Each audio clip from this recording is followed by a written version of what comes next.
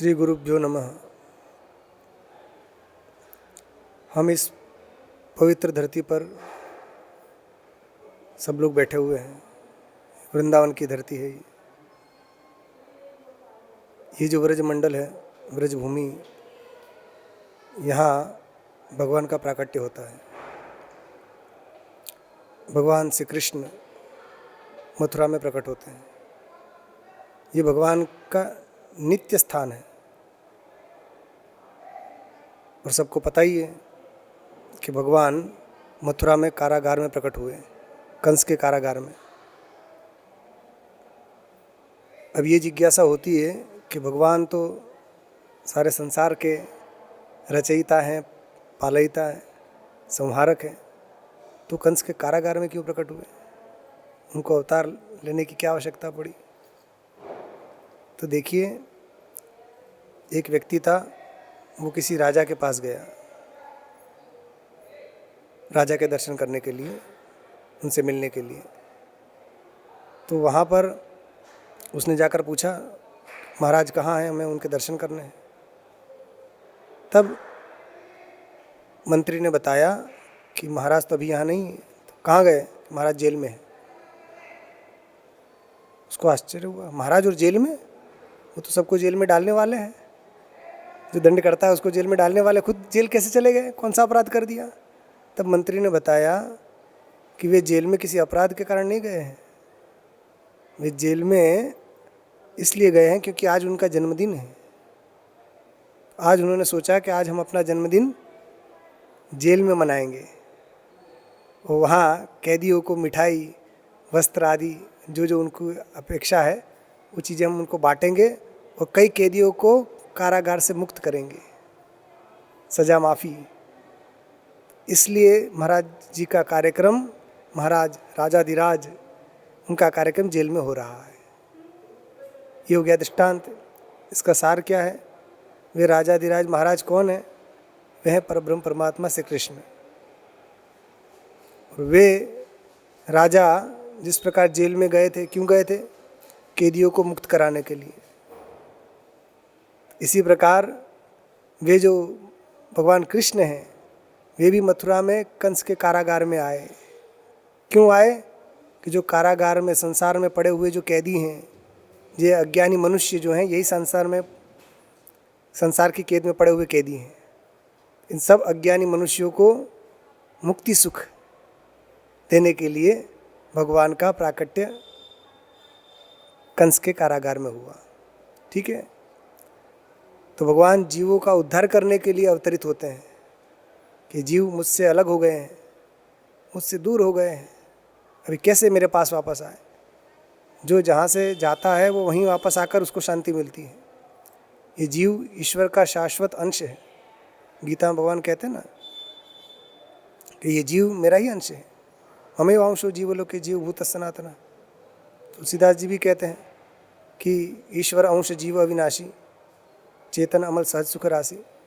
परमात्मा का ही है ये, इसलिए इसकी गति परमात्मा की ओर ही होती है। आप देखिए, मिट्टी का ढेला आप उठाकर ऊपर फेंकेंगे, कहाँ जाएगा? आकाश में जाएगा कि वापस धरती पे आएगा? धरती पे आएगा। क्यों? क्योंकि मिट्टी का ढेला जो है वो अंश है। किसका अंश है? मिट्टी का, पृथ्वी का। तो पृथ्वी हो गई अंशी। तो अंश का ये स्वभाव रहता है कि वो अंशी की ओर ही जाता है, इसीलिए मिट्टी का ढेला फिर पृथ्वी पर ही आता है।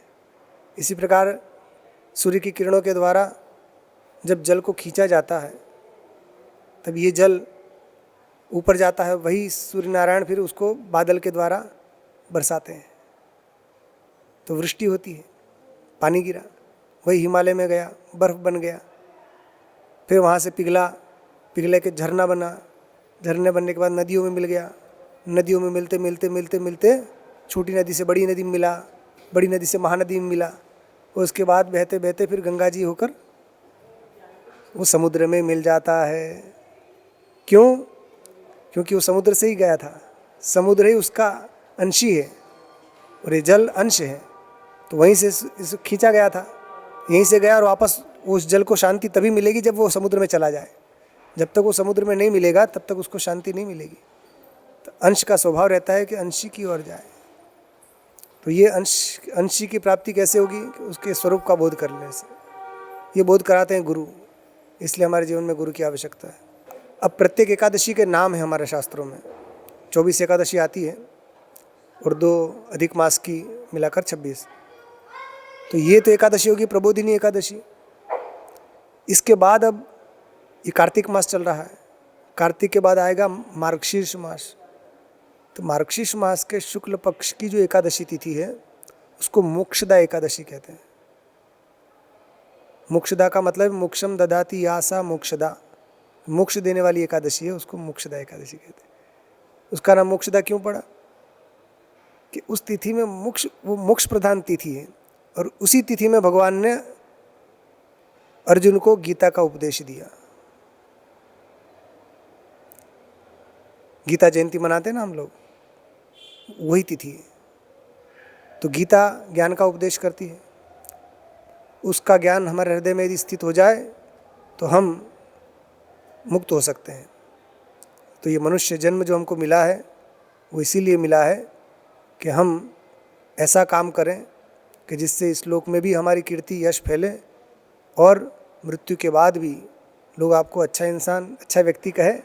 और आपको मनुष्य जन्म लेने का जो परम लक्ष्य है, अंश को अंशी की ओर जाना चाहिए। तो ये जीव अंश है और अंशी परमात्मा है। तो हम सब अंशी को, परमात्मा को प्राप्त हों, यही मनुष्य जन्म की सार्थकता है। इसीलिए हमको वही प्रयत्न करना चाहिए कि जिससे हमारे मनुष्य जन्म सफल हो सके। तो संतवाणी आपकी चैनल है, इसके माध्यम से हम सभी श्रोताओं को यही कहना चाहेंगे कि आप सब लोग, जो मनुष्य शरीर आपको मिला है उसको व्यर्थ मत गवाइए।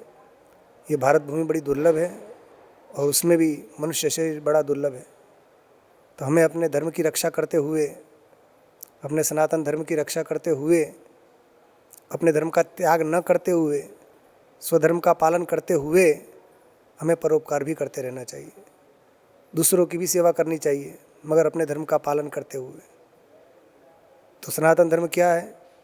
इसमें गौओं की रक्षा होनी चाहिए, गौ माता की रक्षा होनी चाहिए।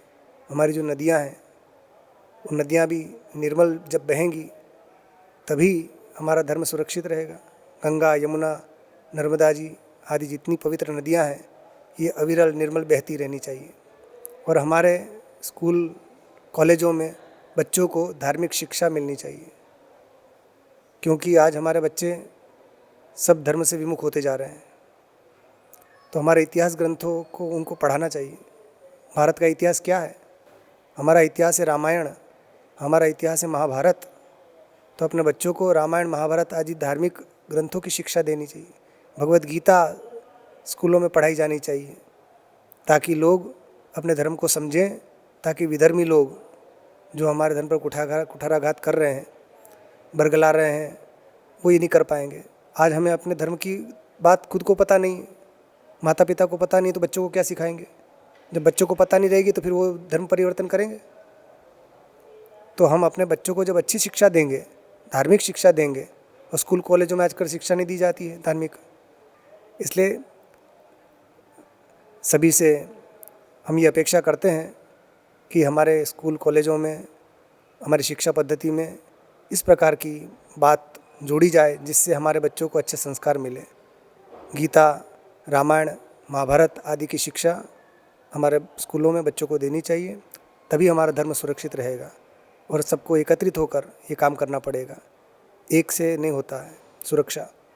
सब लोग मिलकर जब करेंगे तभी हमारी कीमत रहेगी, वरना टूटे अंगूर के गुच्छों से जो अंगूर टूटकर अलग हो जाते हैं उनकी कीमत कम हो जाती है।